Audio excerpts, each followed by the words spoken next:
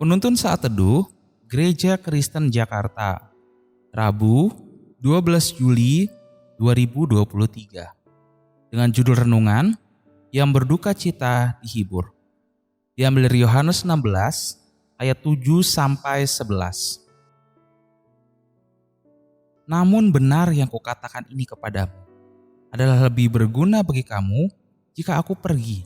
Sebab jikalau aku tidak pergi, penghibur itu tidak akan datang kepadamu. Tetapi jikalau aku pergi, aku akan mengutus dia kepadamu. Dan kalau ia datang, ia akan menginsafkan dunia akan dosa, kebenaran dan penghakiman.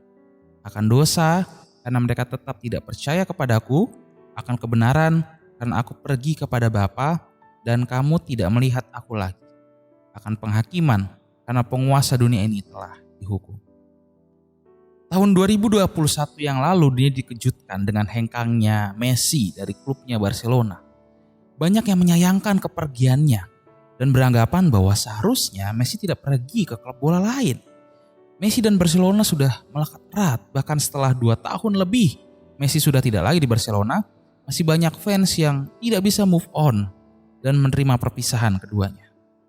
Saudara yang dikasihi Tuhan, realitas hidup terkadang sungguh menyedihkan. Apa yang terjadi pada Messi dan Barcelona bukanlah sesuatu hal yang sebenarnya istimewa.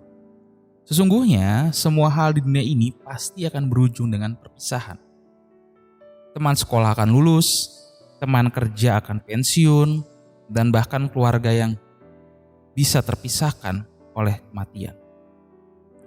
Tidak ada yang abadi dan pasti, ada duka cita yang tertinggal. Realitas yang sama juga dirasakan oleh para murid. Di saat-saat terakhir Tuhan Yesus menjelang penyalipannya, Dia memberikan pelajaran yang agaknya sulit dimengerti oleh murid-muridnya.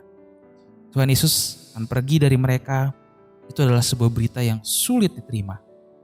Belum selesai, mereka menerima pesan itu, Tuhan Yesus kemudian berpesan bahwa dunia akan membenci mereka dan mereka akan menerima penganiayaan. Terlalu berat pesan ini untuk dicerna. Para murid mengikut Yesus dengan agendanya masing-masing.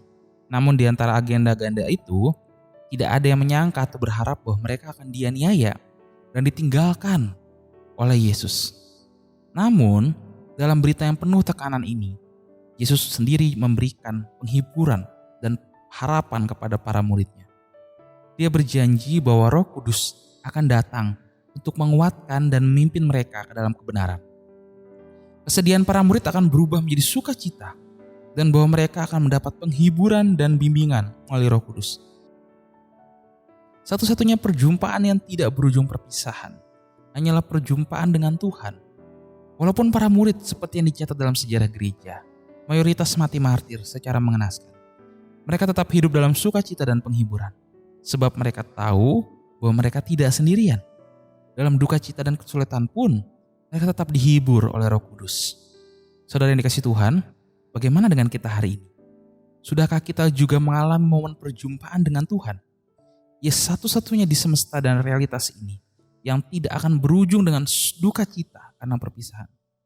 Sebab pengorbanannya mati di kayu salib dengan sebuah maksud yang jelas, supaya umatnya memiliki relasi yang abadi dengannya.